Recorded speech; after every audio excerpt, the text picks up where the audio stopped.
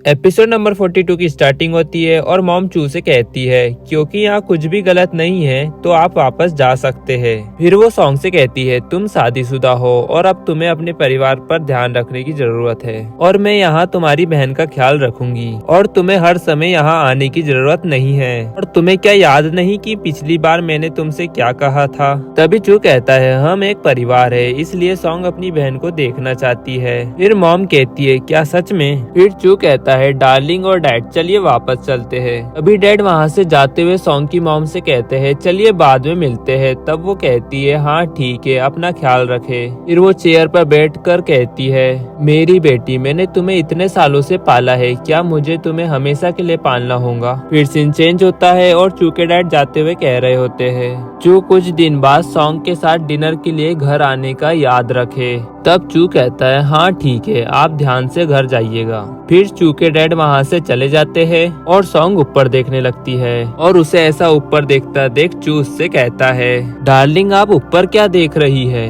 तब सॉन्ग कहती है चू यहाँ तक कि मेरी माँ भी मुझे नहीं चाहती, क्या आपको लगता है कि मैं एक बोझ हूँ? अब चू कहता है तुम बोझ बिल्कुल नहीं हो, तुम मेरे जीवन का एक गिफ्ट हो। फिर सॉन्ग कहती है क्या कहा आपने? तब चू कहता है मैंने कहा कि आप मेरे जीवन में एक गिफ्ट की तरह हो और जिन जिन लोगों ने कहा कि आप एक बोझ है वो लोग आपके प्यार के लायक नहीं है और उन लोगों को आपकी अच्छाई नहीं दिखती, पर एक दिन उन लोगों को इस बात का पछतावा होगा। ये सुनकर सॉन्ग रोते हुए चू को गले लगाती है और कहती है तसल्ली के लिए शुक्रिया चू। चू कहता है ठीक है, अब आप रोना बंद करें और चलिए अब घर चलते हैं। और क्या आपने नहीं सुना क्या? डैड ने कुछ दिन बाद घर पर डिनर के लिए बुलाया है और अगर आपने रो रो कर अपनी आंखें लाल कर ली तो डैड मुझे इसके लिए ब्लेम करेंगे। फिर सीन शिफ्ट होता है और हमें 3 दिन बाद का समय दिखाया जाता है जहाँ चू और सॉन्ग डैड के घर पर आए हुए होते हैं डिनर के लिए और उन दोनों को अंदर आता देख आंटी कहती है मास्टर आइए। फिर चू उनसे कहता है आंटी आप कब आए? तब आंटी कहती है मैं कल रात पहुंची और ये जरूर सॉन्ग होनी चाहिए और सॉन्ग तुम कितनी प्यारी लग रही हो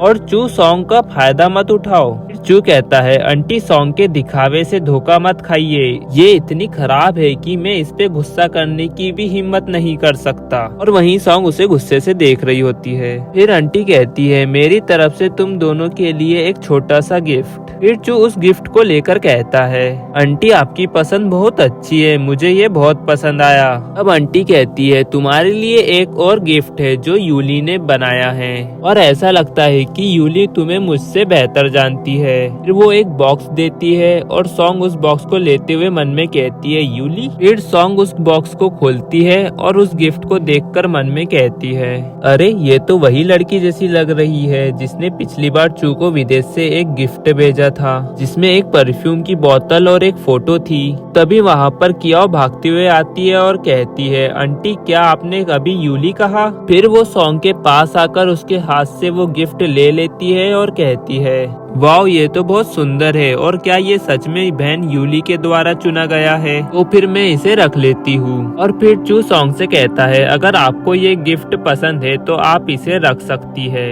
ये सुनकर कियाओ चिल्लाते हुए चू से कहती है भाई आपका टेस्ट बहुत खराब है, बहन यूली बहुत खूबसूरत है और कोई शायद ही उसके सामने टिक पाएंगी। अभी चू उसे चिल्लाते हुए कहता है पर मैं उस जैसी को पसंद नहीं करता हूँ। तब कियाओ कहती है आपकी तो पसंद ही खराब है। फिर वो मन में कहने लगती है बहन यूली बहुत अच्छी है पर मेरे भाई तुमने ऐसी लड़की से शादी क्यों की जो उनके सामने कुछ भी नहीं है और वो सच में कितनी एनोइंग है। और तभी वहाँ पर ग्रैंडमा आ जाती है और सॉन्ग से कहती है तो सॉन्ग तुम यहाँ हो? तब सॉन्ग कहती है दादी आप कितने अच्छे मूड में लग रही है। तब ग्रैंडमा कहती है शुक्रिया तुम्हारी मॉम का जो तुम जैसी लड़की को जन्म दिया और अब तुम मेरे पोते को कब जन्म देने वाली हो? और ये सुनकर सॉन्ग ब्लश करने लगती है और तभी चू उसके पास आकर उसका हाथ पकड़ता है और उसे गले लगाते हुए ग्रैंडमा से कहता है ग्रैंडमा हमारी कोशिश जारी है, आप इस बात की चिंता ना करें। अब ग्रैंडमा हंसते हुए कहती है हाँ ठीक है चू और सॉन्ग आप लोग कड़ी मेहनत करें, मुझे अपने पर पोते को देखना है और अब तो मुझसे इंतजार भी नहीं हो रहा है। फिर चू की मॉम कहती है मॉम खाना तैयार है, चलिए खाना खाते हैं, बहुत देर हो चुकी है, बच्चों को भी भूख लग गई होंगी। फिर ग्रैंड माँ कहती है हाँ ठीक है चलो खाना खाने चलते हैं। और गाइस इसी के साथ ये एपिसोड यहाँ एंड हो जाता है। मिलते हैं आपको जल्दी नेक्स्ट एपिसोड में।